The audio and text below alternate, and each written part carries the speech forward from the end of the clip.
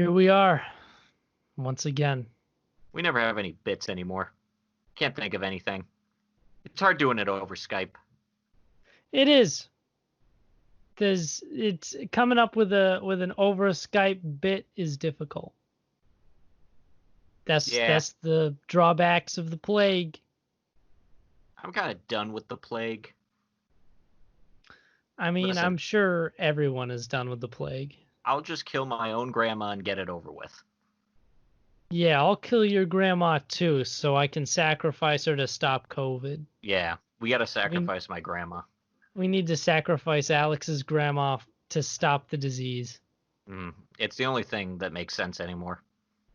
It does. I read it on Conservative News Monthly. We need to sacrifice our elderly to the gods of the economy, and they will stand in the way of us and COVID.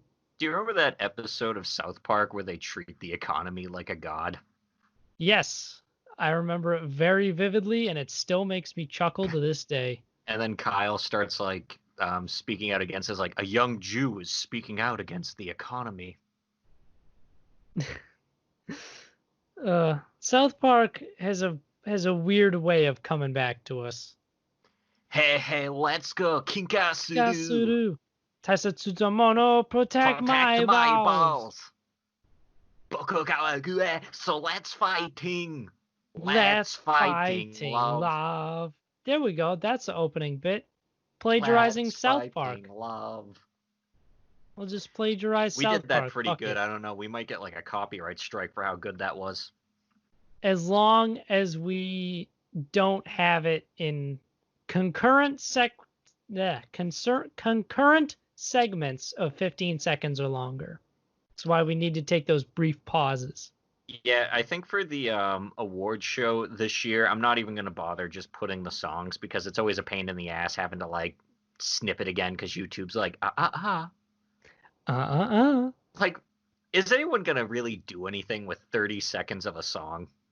No. Like, if someone's like, man, I really want to listen to this anime OP, let me turn on this podcast to get 30 seconds of it at like 15 minutes in. We'll just tell you about it so y'all can do it yourself. You can Google it. I mean, it's like they've been cracking down real hard on the DMCAs everywhere lately. It's been pretty bullshit. It's like, come on. Come on, man. What the fuck? What are you doing? What are you doing? What are you doing? What are you doing? Me? I'm not doing much. What are you doing? What doing are you? What are doing? What are doing? What do how? How do what's now? Supposedly. I will tell you what do now. Do podcast. Do podcast you are. Yeah, that's true. This is a podcast. This is a podcast called The Protagonist Seat, and it's hosted by two guys. It's about these two guys. They get together and they train professional MMA baboons. I get it. That's why we show them God of High School. Yes. They do call Jin a monkey. I don't know. It's like the Taekwondo. It's all the kicks and the jumping. It is. So we're just gonna jump into it. We are who we are. You're probably not jumping in at this one. You get it. Yeah, I'm Alex. That's Ian. Yeah, exactly. I'm Alex. That's Ian. And then thing. Yep, we do the thing. But yeah, God of High School. We get to see a cool stylized fight, which is everything I wanted it to be. It is really cool.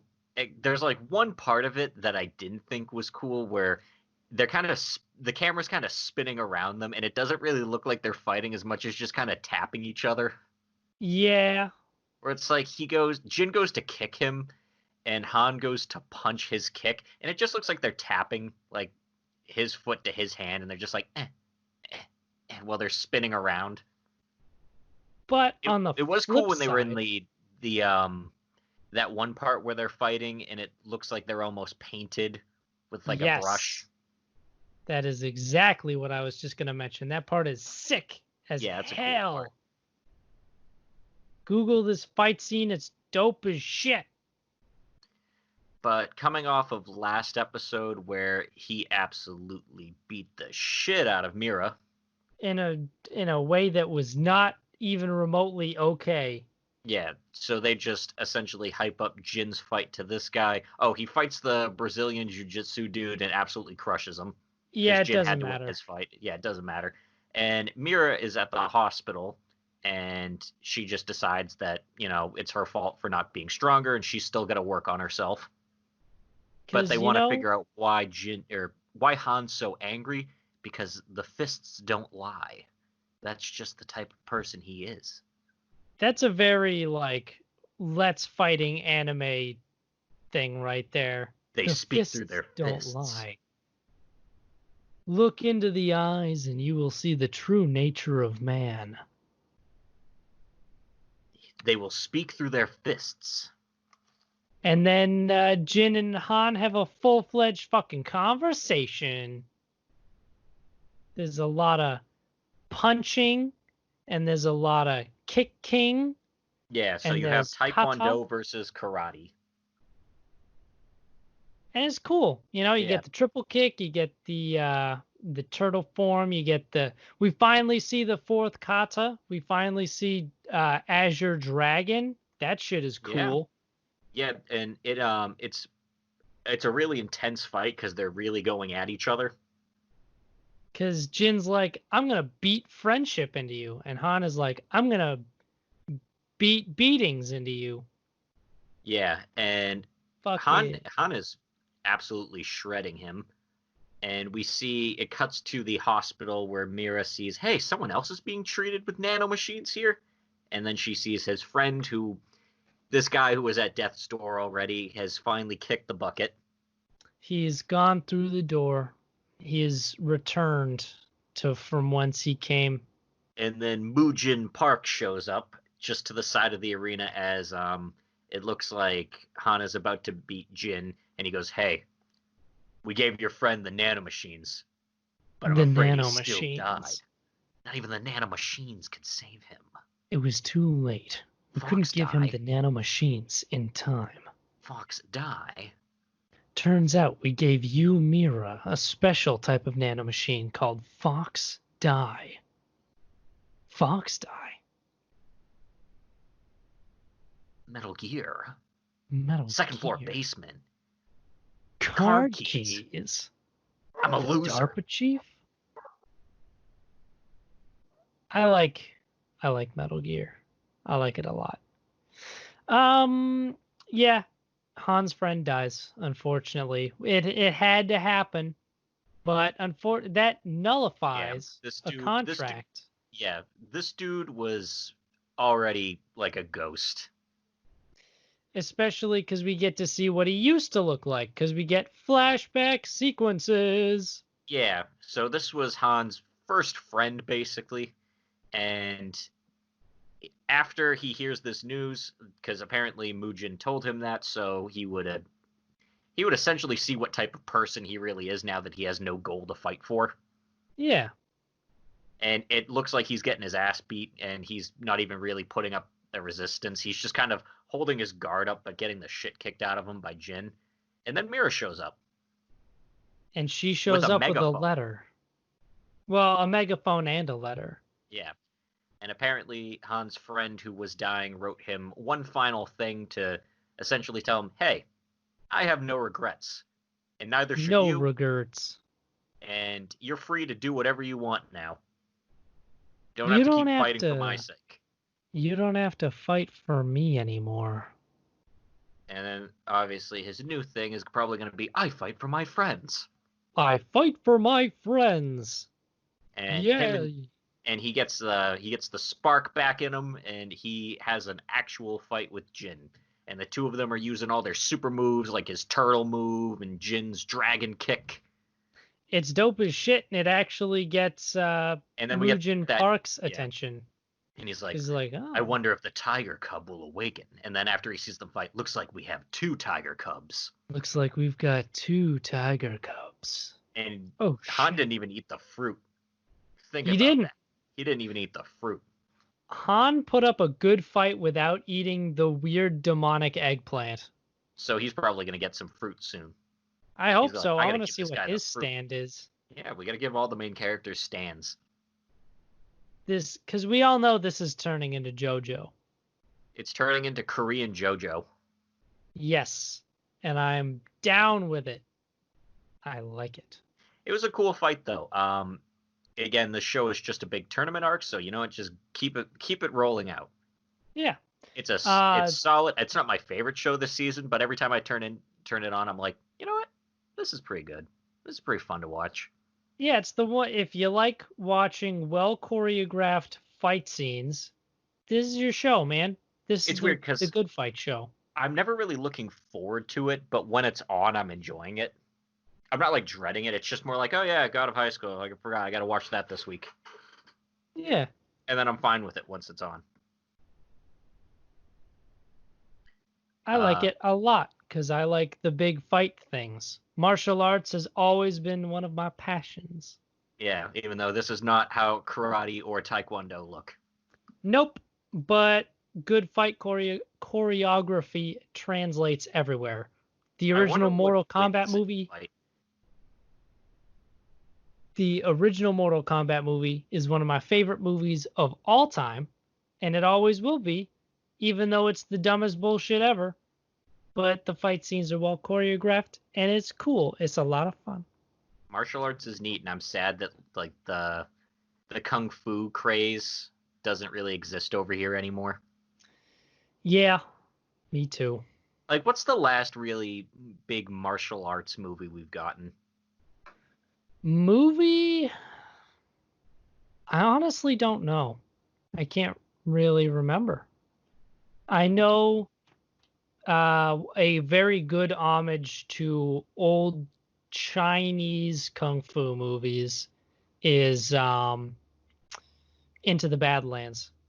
That is a series that has very good, almost fusion of traditional Chinese, like high wire stunt action moves and like a little modern fusion of martial arts in there. Really it's good sad shit. that the the show Daredevil had way better martial arts in it than the Iron Fist show, which was the guy who is a kung fu master. Who did like no martial arts at all. No, yeah. And instead Daredevil had that awesome old boy scene. Yeah. That scene is great. Daredevil has a lot of cool martial arts. Ironically, him fighting goons always looks better than him fighting actual like ninjas, actual martial artists. I don't know why, to be totally honest. I wonder if it's like whatever stunt performer they got for Daredevil is just not as good of a martial artist as the rest of them.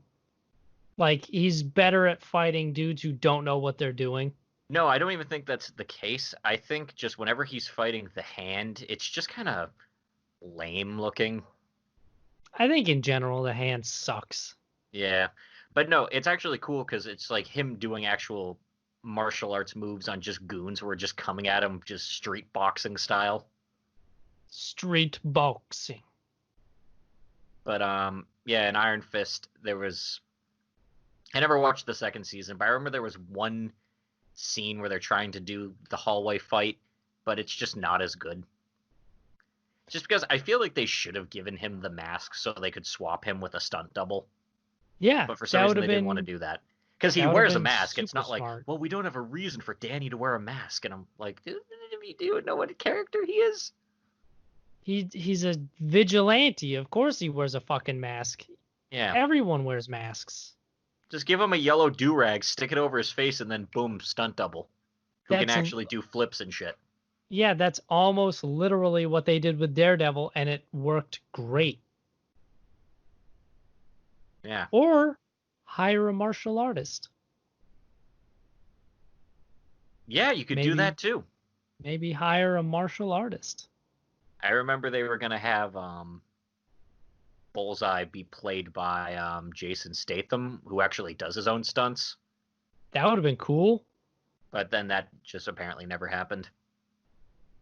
I would be down for Jason Statham Bullseye. I like Jason Statham a lot. I could see him he could fit the character really well too. Yeah. Just an absolute nutcase. He'd be like a crazier version of his character from The Expendables. I thought you were about to say The Fast and the Furious. No, I never watched those movies. I only saw the It's been a long day without you, my friend, and I'll tell you all about it when I see you again. If it isn't the original Lord of the Rings trilogy or the original Mortal Kombat movie or Pacific Rim, I don't want to watch it. You don't want to watch John Wick? Sorry. You don't want to watch The Matrix? Maybe if... Actually, I would much rather watch John Wick again than watch The Matrix. Not even the first one? Because I get not wanting to watch The Matrix 2 or 3. Well, I mean, I feel like that's a fairly common point of view. Come on, man. Like, there's well-written lines like, I know Kung Fu. Whoa. Yeah. Classics. I don't know. I like The Matrix is cool, but I still haven't seen John Wick 2 or 3. I own both of those.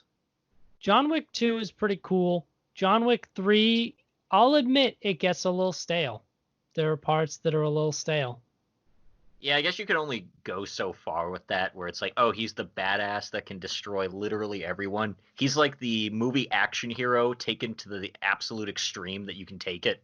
Yeah. Which is what I really liked about the first one, where after, like, it's such a simple idea where, oh, hey, your son killed John Wick's dog, and it's like, is this guy that big of a deal? What is he, like the boogeyman? He's the guy you sent to kill the fucking boogeyman. Yeah, is good shit. Even, I will say, in its defense, even like as a movie, the third John Wick movie is still better than a lot of other modern action movies. But it's like, which one is that meme from that I see all the time? Because again, I've only seen the first one. Is it from 2 or 3 where he's sitting with headphones in at a restaurant and then he just starts crying and then drinks his wine and goes, I'm sorry.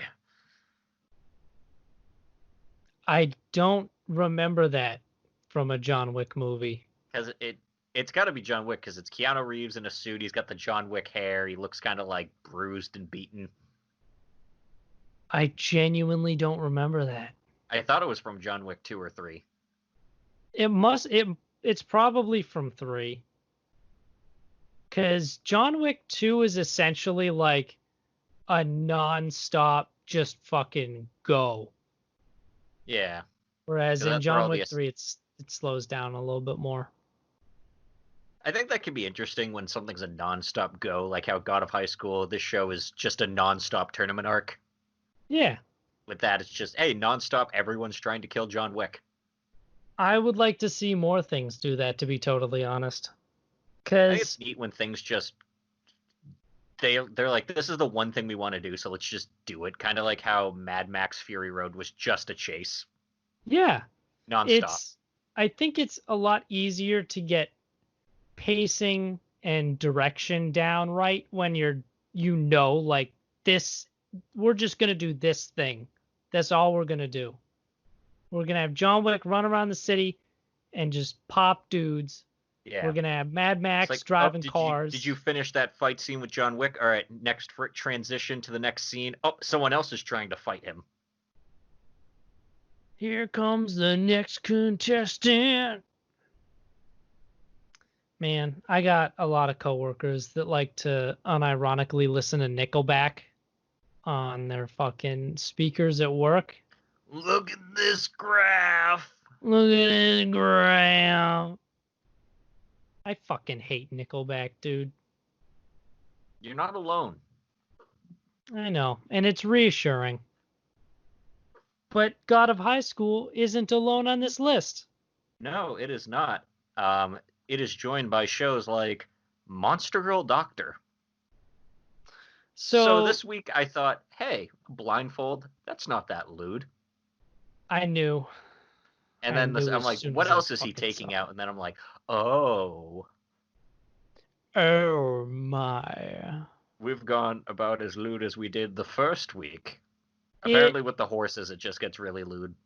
It makes up for not being all that lewd last week. They're like, we gotta double down this week. People are gonna be salty if we don't meet their quota. And then I'm like sitting there, I'm like, good, you guys met the quota. I was wondering what was happening. I'm like, wait, is this show not supposed to be trashy? I sat back in my smoking jacket with my pipe in my study, and I said, oh yes, they have met the quality content, and you did a little like golf clap. Smithers, there's no more need to destroy Japan. They met the quota. They have delivered the goods. We get BDSM horses, but we'll get to that.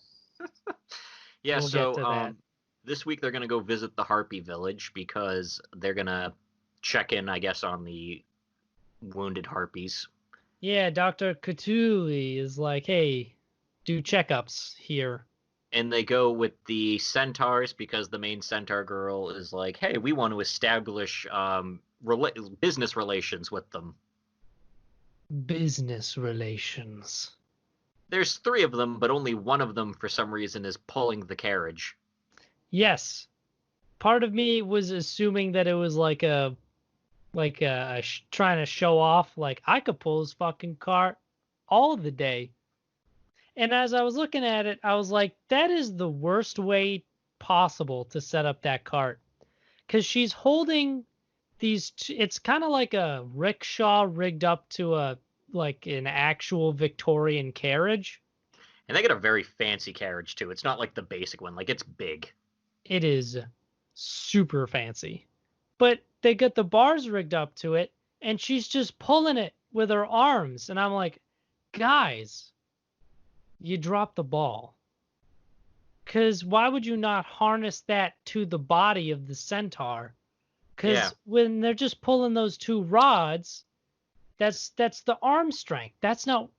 I mean, centaurs do probably have strong arms, but that's not like you're the missing rest out. Of them. Yeah, because you're missing out. Yeah, it'd be a lot easier too. I mean, it's probably still hard for just one of them, but you know. Yeah, that part also does not make sense. Where the other 2 are like, I guess maybe they're scouting ahead, but you really don't. They're have 2 guards, I guess. And they're centaurs. They're fast. You can make do with one. I guess maybe the idea of not using the harness is that they could like, oh no, if we're attacked, we can, immediately get into action. I suppose, but I really fucking hope you don't get attacked on an incline. Yeah, well, they get attacked by nature. Yeah, the rumbling of the mountain attacks them and drops a whole bunch of fucking rocks on them. Yep, there's a rock slide, and they all, the horses all take cover together, but one of them injures their knee. Kay has an injured knee, and at this point, I'm like, time to put her down, Doc. Imagine if he just stepped over. He's like, yeah, there's no fixing that. Pulls a gun out of his doctor's bag. Didn't want to have to use this, but we got to put her down. Yeah, and then so then the harpies show up and they're like, you must be the doctor. Yes, we heard a commotion over here and came to help. And it's like, hey, one of us is injured. Can you take her back to your village? And they're like, sure. And then I'm like, four harpies lifted a centaur. That was something I also had issue with. Because on what amounts, like, they put her on a blanket and they just kind of had like two logs hold it up, so they just carried it by like the logs. I'm like, that's gotta be some strong cloth and strong harpies. I don't know if the listeners know this, but horses are fucking heavy, dude. So much so that if one falls on you, you're liable to die. Yeah. Like, even if you're riding a horse and you fall off and the horse also falls on you, that's it. You're dead. You have no defense. Yeah, or if you're on the horse, you fall, it lands on your leg is crushed. You have a completely shattered leg. And those harpies, like, I get that there's 4 of them and they're as big as people. They gotta have some real strong ass wings to be able to generate the force they need to lift a fucking centaur. Like, if it was any of the other girls we've met so far, I'd say, yeah, that's possible. No. Not with this one. Sorry, fam. You're not bringing a horse person. I wonder what's heavier, a centaur or a lamia? I don't know. Because think about it, the snake body's all muscle. Yeah, it's all muscle. She's a lot bigger. Because I think she's technically bigger than the centaurs. She is. Because she's probably 10 feet tall at least. And that's a lot of snake muscle, dude. I don't know. I wouldn't want to lift either of them. Fuck that. Just imagine living in a world with monster people. Because you know the part later where they jump on Glenn and give him a hug and stuff? That's a lot of force. Yeah. Just brrr. And they're muscular too, because centaurs are usually mercenaries, so they're probably trained to fight. They fight in the arena. So we already know that they're strong. Yeah. Monster people land is dangerous, man. I don't know if it's worth it for cat girls. Yeah, especially considering that we haven't even seen any yet, I don't think. We haven't. Yeah, so we don't even know. That would be the ultimate fucking irony. You have a whole world populated by monster people, and there are no cat people in an anime. Yeah, because you don't expect it. You're like, oh, that's the easy one, and they didn't do it. That would be, most people would probably assume that'd be the first person they did, because that's the easy one. Nope. I'm down with it. I'm real down with it. But yeah, so one of the horses gets hurt. The harpies unrealistically fly it back to the village. They're probably gonna need medical treatment after that. Which apparently a shit ton of people do, as we find out later. Yeah, so he goes to town to help treat the harpies, and of course they have a line pretty much wrapping around the building that they're in. And to describe Harpy Town, imagine a Native American village, but there are houses on the side of cliffs. Yeah, they're built into the cliffside, which I guess makes sense because, they can fly. Yeah. They're birds. They build nests. And there are certain native populations who have had similar civilizations. They're at the guest house, though, so theirs is built on flat ground. For the ground walker. And they don't call him that, but that'd be cool. He looks at Kay's injury and realizes, all right, it's not a fracture or anything. It's just a sprain. So just sleep it off for a few days and you'll be good. Congrats, Kay. I don't have to put you down. And yeah, so apparently you think, oh, this episode, she's going to be the person that needs medical treatment. No. No. So the other one, Lorna, I think her name is? Yes. She gets all, I don't know, depressed or something, because without the other one, she's like, we're like the Fire Emblem 2 Cavaliers. You always get 2 Cavaliers. Yeah, she's all fucked up. How do I function as just one? She's out of sorts. And apparently she doesn't know how to be useful to her mistress now that she's just the only guard for her, and she's just staring off into space, being all depressed, like, oh, did I wander off on my own? Oh, I guess I did. Oh. Which I think is a thing that actually happens to horses. I think that once one of their buddies is gone, they get all sad. Yeah, so she gets all sad. and they don't. And apparently, it's causing a lot of problems for the main horse girl, who's like, yeah, she's normally a really good attendant, but lately she's just been fucking up everything. And it's making my business real hard. So I'm going to need you, doctor, to fix it. And he's like, I don't really know how I do that, considering I feel like we just wait till Kay gets better and then we're all set. She's like, I can't wait that long.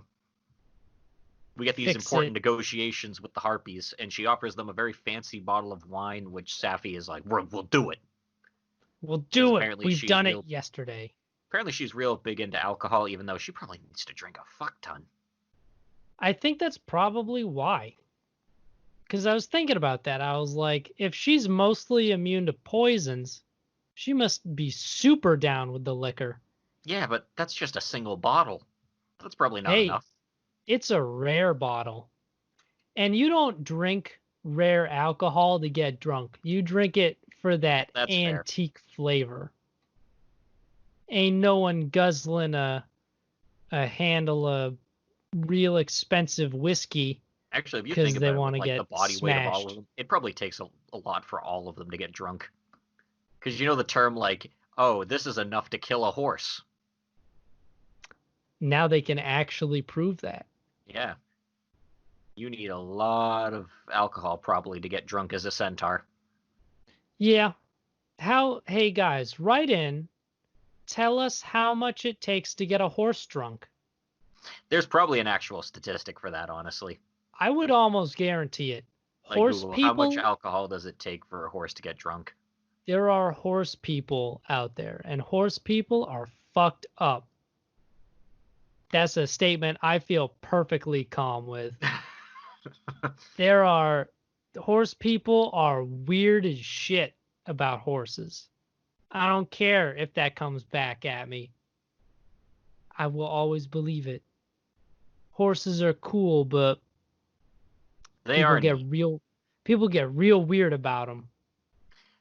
I've mostly been like, I don't know, I'm not a big animal person, so I've always, like I talked about that week before, the first week when we were doing the one where he was fixing her hooves and stuff. Just that Red Dead part where the guy gets his head kicked in by the horse. I'm like, I'm good. Yeah, I would not want to own a horse. They're big and they probably don't know their own strength. But if you ride a horse, you will taste true freedom. You know what I also don't understand? The running with the bulls. That just proves you're cool. Proves you're a big badass man. Okay, you're running with the bulls and you fall. You weren't cool enough. You get trampled by bulls. Or worse, you're not fast enough and then you get gored. You weren't cool enough. So you died. Sorry. Like people are like, oh, it's just like, tradition. I'm like, okay, let's change it to something else. The running from the bears.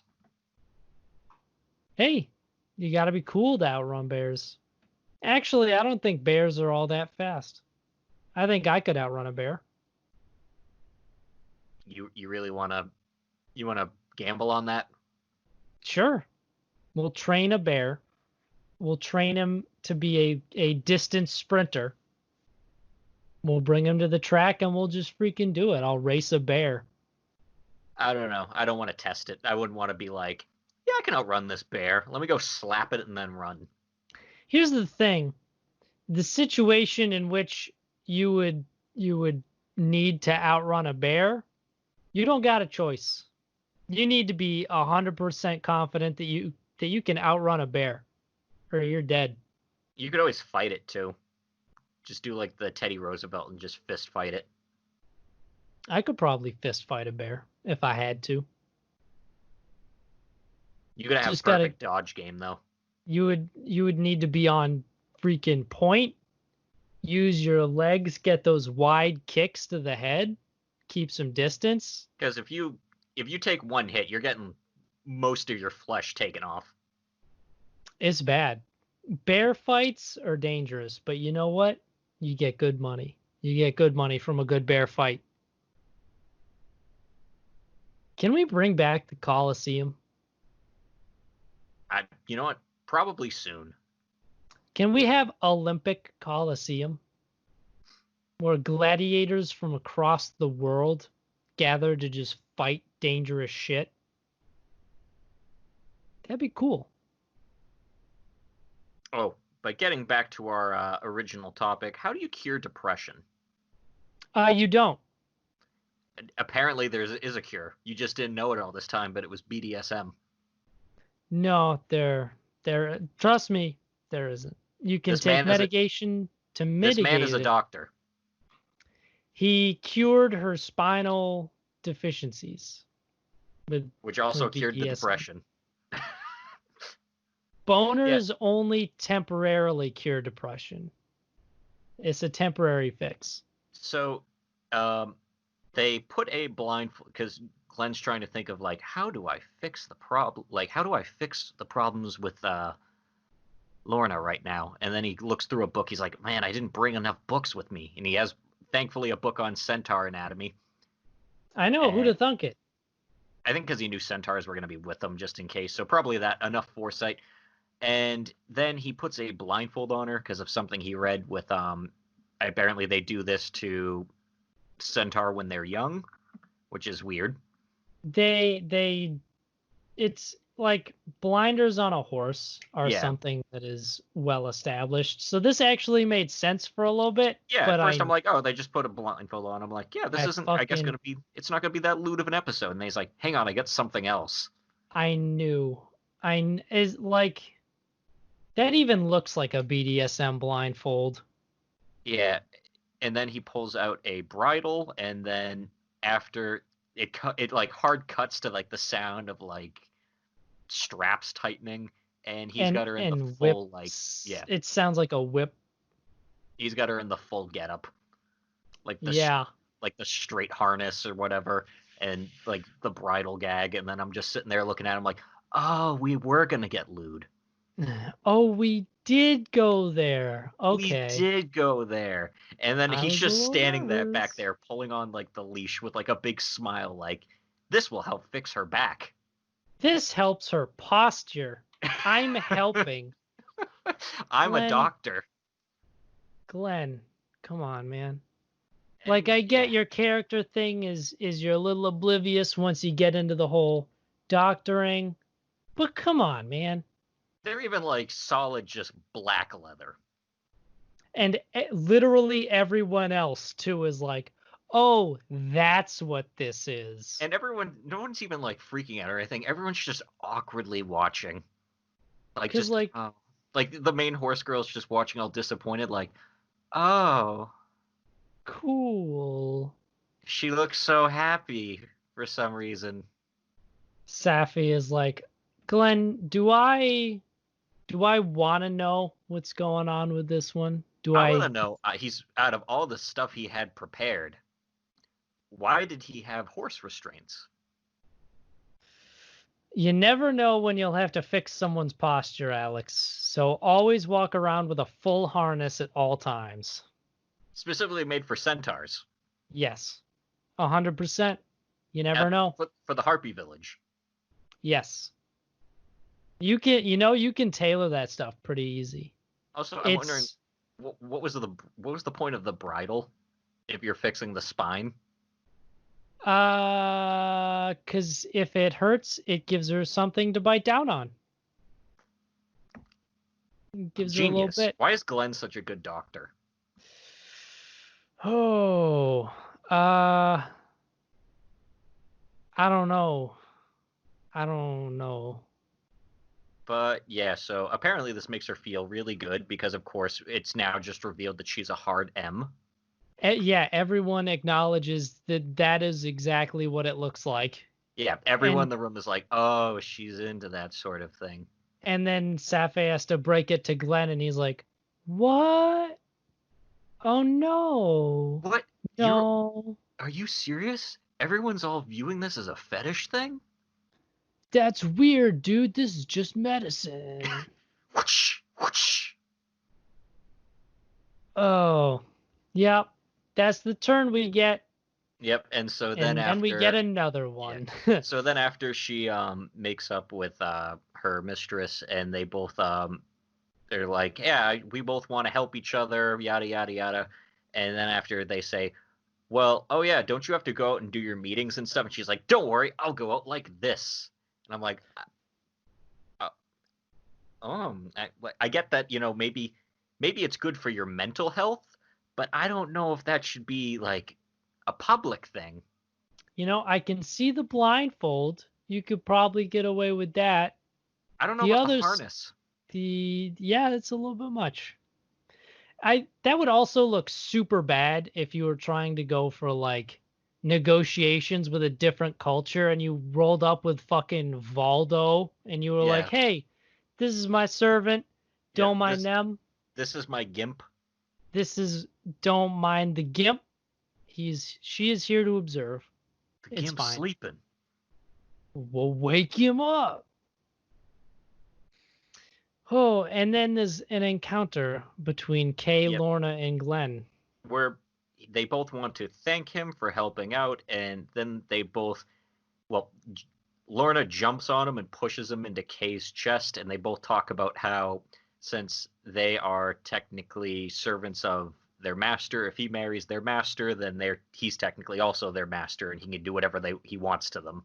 So they're giving him a taste. Yeah, so they're like, hey, you get a harem if you go this route instead of the snake route. And you know what? Harem adds a little bit of contesting power. Doesn't win. His horses, man. Also, horses that's just not dangerous. Safe. You got to think about your own personal safety, because Glenn is a very small and frail man compared to these centaurs. Yeah, he's a little guy. There's some risk there. Nope, you don't want it. You don't want that. That's too risky, Glenn. It's too risky. But we also learned. They gave him the okay if he marries the main centaur girl. And he declines. He's like, no thanks. Like, he declines for weird reasons. He never, says, oh, this is inappropriate. He always says something like, oh, so-and-so is going to get mad. Where it's like, I don't know, you think, is he down, but just his reasoning is different than everyone else's? I think a lot about Glenn is different than everyone else. Anytime Safi makes a move on him, he always goes, but what about our teacher? She said no. How would the teacher even know? That's what I want to know. Yeah, apparently she's in another city or something. Exactly. What she don't know, don't hurt her. But yeah, so that's the cure for this week's patient. Apparently just BDSM. Help her explore her fetishes, gives good mental health feedback. It's this what episode, we expected. It was about the mental health. It's what we expected. We went into the show. We knew what it was about. We knew what we were getting into. We're 43 minutes in, and we have done 2 shows. Done 2 shows. But I don't know. I feel like a lot has happened this week, especially with this previous one. I actually laughed at that moment where I'm like, oh, it's just a blindfold. I'm like, yeah, this show isn't that lewd. And then the scene after immediately, hard cut to that. And I actually had to pause it because I'm like, holy shit. Yeah, they knew. That's a jump. And him being like, this is to correct the spinal problems. That's the perfect example of a comedic hard cut. And it's a very good example of a comedic hard cut, too. I wonder if it was actually intentional. I'm 150% sure that was intentional. They did that shit on purpose. I guarantee it. But now, good shit. It was a fun episode. This show is remarkably fun for what it is. It's fun to dissect, just to be like, why would they do why would this happen, or why would they do this? How does this work? Yeah, how do you do the mental gymnastics to come to this point? And the answer is, and why do you have this stuff with you? And the answer is, fuck it. Who cares? Yeah, next week I think we gotta work on this harpy that doesn't want to see Glenn, since she's in the opening, but we've barely seen her. And she can't fly because she lost too many feathers. Mm-hmm. What's next? The Misfit of Demon King Academy. This show is also fun. It is. I really like the shop they go to in this episode. It's the epitome of quaint and cozy. It's cool shit. So like, imagine if snow globes were taken to the next level. Imagine if you had to create just an entire castle in a snow globe, like a ship in a bottle. Message in a bottle. It's my favorite song of all time.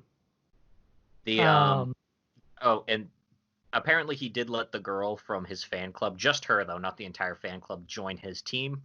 And he invites her and the sword dude to his house to have gratin, because that's all they eat. They fucking love gratin, dude. Oh, and Misha's at his house the next day when he goes over. Guess what she cooked for him? His favorite is gratin. Because I like my favorite food as much as the next person likes their favorite food, but variety is the spice of life. You know, I think it would be kind of interesting if later on we had the real, like they revealed that the reason they have it all the time is because they're kind of poor, so they make it all the time because it's cheaper. Is gratin like considered, I don't know, like cheap food or something? It's a lot of cheese and maybe some rice and like potatoes, or they have mushrooms in this show. Mushrooms are fancy. It's generally not too expensive. I mean, I feel like with every dish though, you can do a cheap version of it for the most part. Exactly. And you can find and collect most of that stuff yourself. We get sword stuff.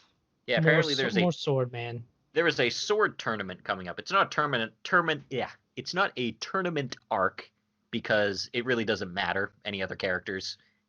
They're just looking at it as a chance for Anos to fight the other sword dude again, because it's like, hey, we can have our rematch. But he feels weird that he got nominated to be in this tournament since everyone in the government hierarchy here hates him. So he's like, this smells like a trap. So he's got one of his subordinates to go do some investigating. Yeah, and this guy, turns out one of his subordinates also works at the school, who is this old man that's like, I remember you, but my memory got erased of everything else, but I've been waiting for you for this long. So he actually doesn't have to beat sense into this guy. Yeah, it doesn't need to be a whole thing. It's just like, oh, I missed you, boss. And boss is like, cool, dude. And Ivis Necron is now in the form of a cat. He can change forms into animals, because at one point I'm convinced he turns into owl form. Yeah, and he basically he's keeping Anos updated on all the people he asked him to spy on, because they're trying to figure out what's the secret behind this whole tournament. And which is, the intrigue in this show is one of the more interesting elements to me, because like I don't expect it, and it's one of the few things that he can't just be like, I blow it up to solve the problem. Yeah, so he basically has Ivis Neko show up to just give him the basics. And it's in a cat cafe. And I actually liked his date with Misha, because he goes on a date with she Misha. Asks him, that's what he's like, hey, thanks for making me dinner. What do you want? And she's like, an outing. And he's like, okay. And he takes his waifu on a date. We will go do whatever you want to do. And she's like, I want to go to this store. And it's like a little cool model store. Yeah. It's a cool model store. And apparently she actually goes to that place occasionally and makes models, because she's good at creation magic. And then they sell them. Yay. And he ends up, she's like, I want to see you make something. And he's like, if I do, it's going to be the most amazing thing you've ever seen. Are you sure? I fucking love that, because at this point in the show, he's like, if I make something, it's going to be a completely unique, one-of-a-kind masterpiece. And I was like, you know what? It fucking is. I do not doubt that one bit. He makes the city, just like a mini version of the city. And the woman who owns the shop comes in and just loses her shit. Like, that's amazing. She's like, I will give you my entire store for this. Because it is not just a small version of the city. It is a small version of the city that is tiny. It is smaller than a Mancala piece. And he's like, nope, I'm not going to sell this. And he makes it into a ring and gives it to Misha. And she's like, holy shit. And we're like, yeah, because you're the best. Because Misha's adorable. Because you won, Misha, and everybody loves you. Misha is a strong contender for Girl of the Season. Yes. Rivaled with Safi. Yes. Also great. That's going to be a tough one. It is, to be totally honest. No one in Rent-A-Girlfriend's getting there. Fuck no. But yeah, his dad's missing all episode 2 because she's like, oh, you got to participate in that sword tournament. He's like, well, I don't have a sword, even though he has a super secret cool one that he only pulls out for people he's going to kill. And he could probably just win the tournament with a branch. Yeah. And she's like, oh, your dad's, he's doing something. I can't say what it is yet. And naturally you're like, oh, he's going to get a sword. I had suspicions that he was going to forge it. Because I was like, that's what these parents would do. Yeah. They wouldn't just buy one. They would fucking make it. Because he's considering not entering the tournament because he wants to see what the fake Demon King does if he doesn't enter. And it's the day of the tournament. He's fighting his teacher's older brother. And yay. Everyone's just kind of like, oh, is he not going to show up? What a coward. And then his mom gets up and she basically does a big mom speech of like, hey, my son's really cool and awesome and don't spit on his dream. And then he gets all pumped up because his dad shows up and he's like, hey, I climbed to the top of a mountain and made you like, I don't know, a super sword. I grabbed this super rare element from the top of this mountain I had to climb up to make this badass sword. And then he thinks to himself, he's like, man, why am I playing it safe against a coward who won't even show himself? I'm Anos. I blow shit up. I'm gonna fuck up this dude's day. Even if like there's a trap, I'm just gonna step right through it. And I was like, you know what? That's the way this episode should have resolved. And he Anos's parents are the greatest parents of all time, and then he resolves to just blow everything up. Yep. And then he tells the guy he's about to fight, he's like, hey, as a reward for making you wait, I am just going to end this match in less than 1 minute. Yeah. And I think we have to wait. We do. But yeah, this is a fun show. I like it. I like it a lot. I like Misha. I am genuinely enjoying a lot of the characters in this show a lot more than I thought I would. Yeah, it's good shit. Oh, we also learn that the dude's mom, the sword guy's mom, is fading away because she has some mysterious fairy disease or spirit disease. Yeah, so she is literally becoming translucent and fading away. And I'm assuming that this is kind of like going to be like the Han thing where he has to win in order to save his mom. Yeah, that's what I'm thinking too. Yeah. And because they see him outside the hospital, and Anos is like, "Oh, I could just like fix that for you," and Ray's like, "Nah, thanks for offering." Even though he could, dude can bring people back from the dead. He could. That's an easy. I was even thinking about that. I'm like, that's an easy solution to that problem. That's what I was thinking too. Just bring her back from the dead, and she'll be okay. Or unless he can probably just fix it easier without having to do that step. It's like he'll walk in and be like, "Oh, I simply altered her spirit alignment, and now she's fine." I just broke time again because the time god is still asleep from when I kicked his ass the last time. And I just fixed it. I kicked his ass the last time. Whoa. You know what show has characters I don't enjoy as much as this show? Let me guess. I'm going to go ahead and say Rent-A-Girlfriend. Yes, this season's Punching Bag. I am also inclined to agree. Yep. This actually was... I'd say as far as the episodes go, the best one so far. Yeah, I guess. In the sense that, I don't know, it wasn't as annoying, maybe because, I don't know, there wasn't as much, whoa, kooky situations going on. That's true. This episode is mostly just like, this is a bad situation for the both of us. But we might as well just deal with it. Yeah, we'll just suck it up, try to enjoy it. So last time she fell off the ferry and he jumped in to save her. And I always wonder about these scenes where, how do you get to shore? You just do it.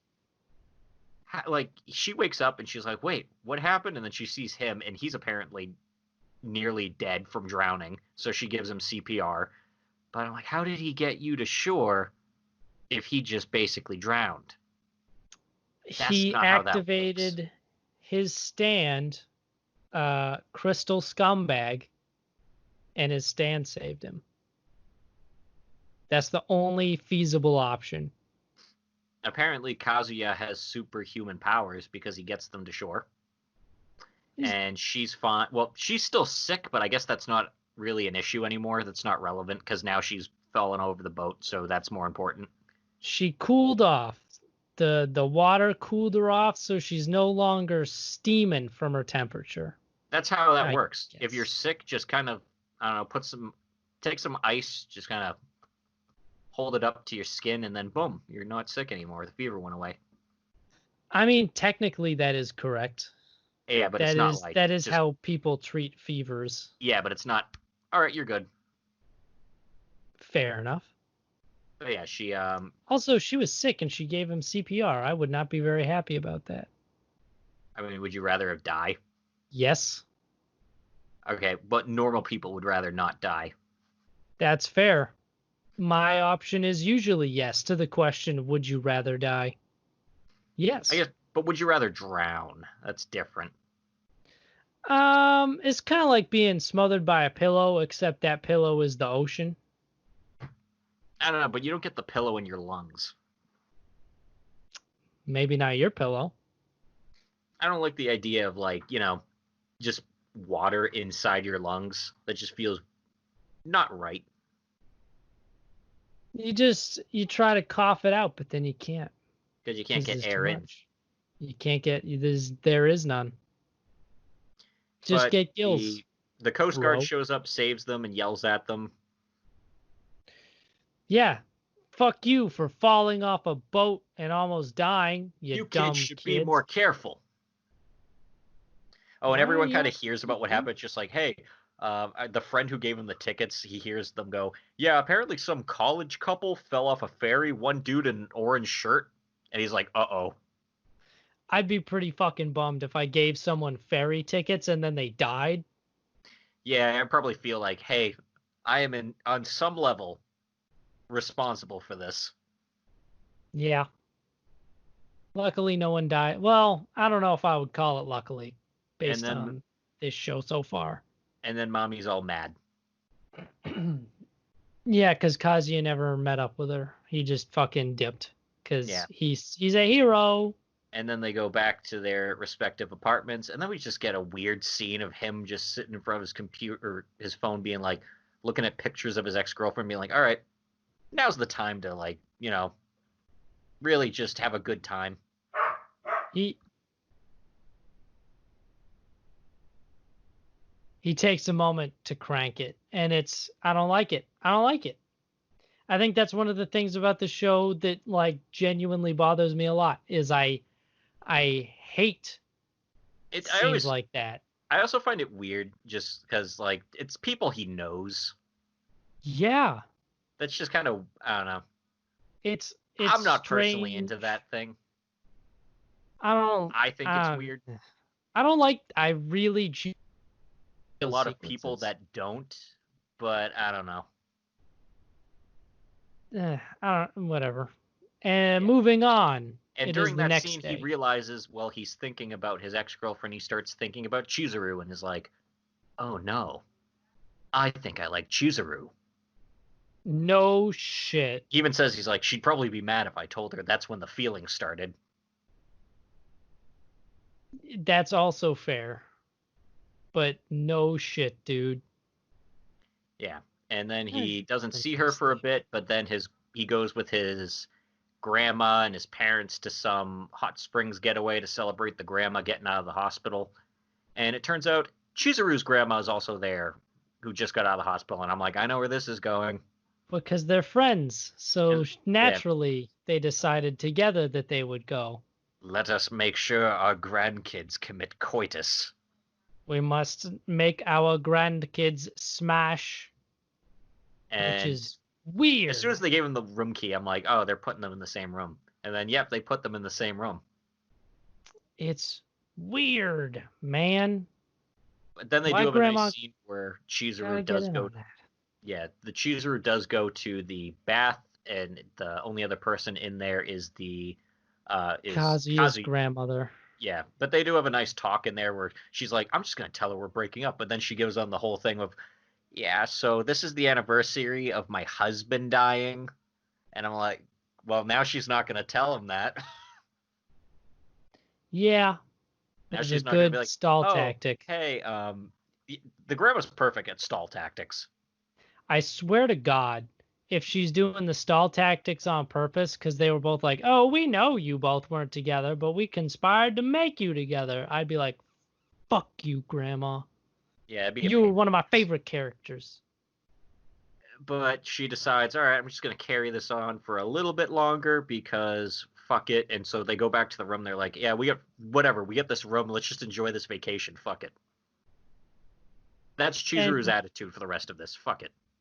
I think that's a fair attitude, and Kazuya can't handle it because he's a moron.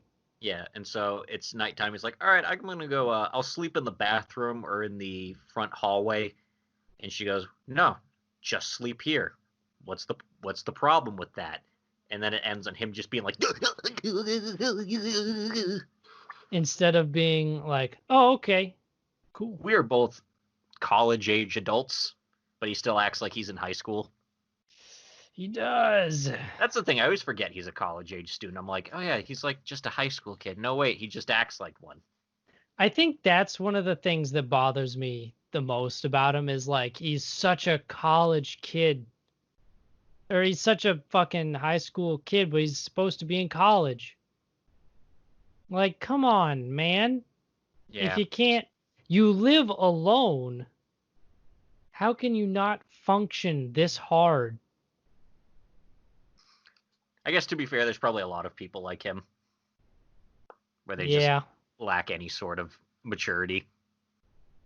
it bugs me. It bothers me a lot.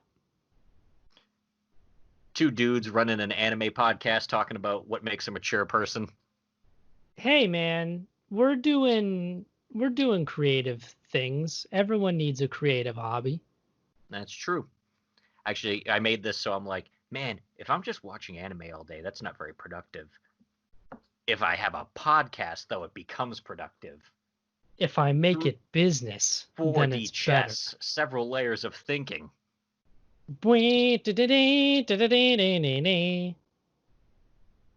Let's talk about a cool show. Let's talk about some Fire Force. Fire Force. Fire Force doesn't make me angry. It does not. So I guess we're not going to fight Karen anymore because he got told they got to leave. Karen, it's time to pick up the ball and go home. And Karen's like, but I want to play football a little more. And Plasma Mom is like, no, Karen, it's time to Yeah. go. And he ends up just like, all right, we're pulling out. And Shinra asks Inka that she should, like, that these people are, he tells her, hey, these people are bad. Why don't you come with us? Because, look at all these people that they killed. And she's like, I don't care about those people. Because Inka is crazy. Yeah. Her power, like, this whole sequence is a little weird because we really got a better look into her power to be able to see the future. Because I guess she's just fully clairvoyant now. So she talks about, like, I know that I'm not going to fight back because I can see the future and I don't see myself fighting back in my future. Yeah. And so no matter what he says or what I say, doesn't matter. She not gonna sees fight it. she sees if she goes with Shinra, she'll have to pay for being an arsonist, or not an arsonist. She has to pay for being a thief, but she'll get to live a generally stable and safe life, and that's boring, and she doesn't want it. Because in Evangelist future, she's all bloody on the ground, and I'm pretty sure she's missing an arm. And an eye. Yeah, so she gets all fucked up. And she's like, that's pretty cool. That's pretty cool. Because she gets off on danger. Yeah. Yeah, she just wants to put herself in danger. She decides to go with them, and then she tells Shinra that she doesn't give a shit about anybody but her because her life is more important than theirs. And Karen decks Shinra, and he basically, at this point, is just about to pass out and is out of commission. And he basically tells Inca that he's going to kill her. And she's like, joke's on you, I'm into that. Do it. And then Shinra passes out. He's at his limit. Yep. And then she leaves, and her fat friend Panda shows up to try to save her from the evangelists. And then she sees that the start line to set him on fire, and she's like, oh, that's what I should do because I'm the worst. And she kills him. Terrible. She doesn't just like kill him, she sets him on fire. Not even with like a big explosion, just a slow burn. So he just burns to death, man. It sucks. Yeah, I feel bad for him. And then she just watches him with a big smile. And I'm like, she fits in with these people. Yeah. She is a bad person. And now she's with the evangelists. But then we get introduced to the bigger plot. We get a scene change. So it turns out that they want to trigger the cataclysm that happened like 200 years ago, and it shows actually how the world looks, where there's a lot less. It's like the world if Team Aqua won in Pokemon, where it's more water than it is land. Yeah. So most of the world is kind of just underwater now. I looked. We should be good. New England looks fine. Of course.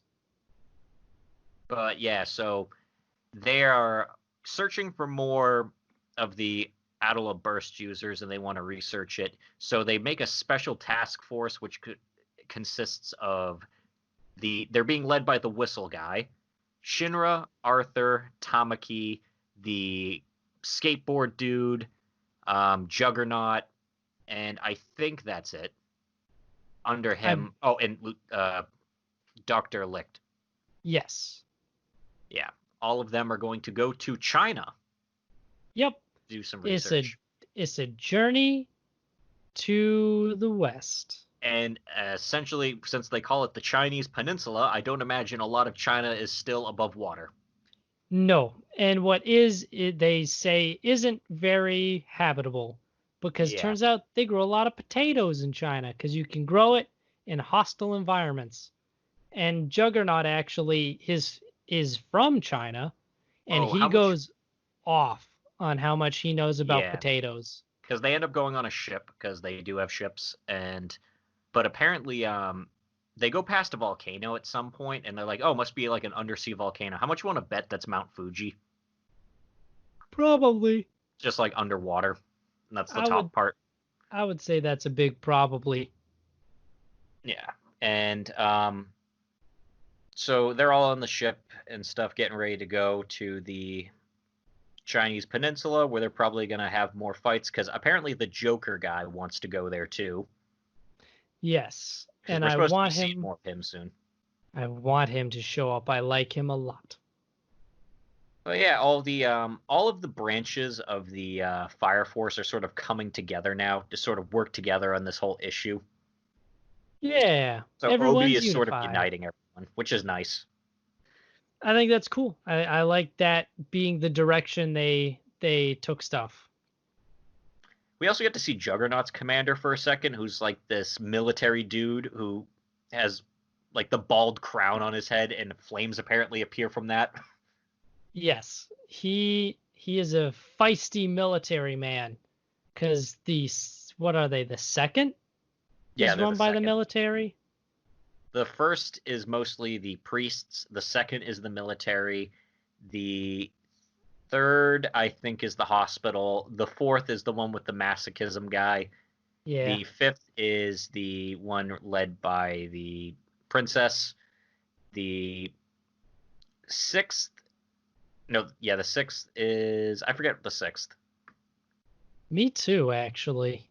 They probably haven't been that relevant because, no, wait, I remember now who the third was. The sixth, I think, is the hospital. The third was the one led by Giovanni.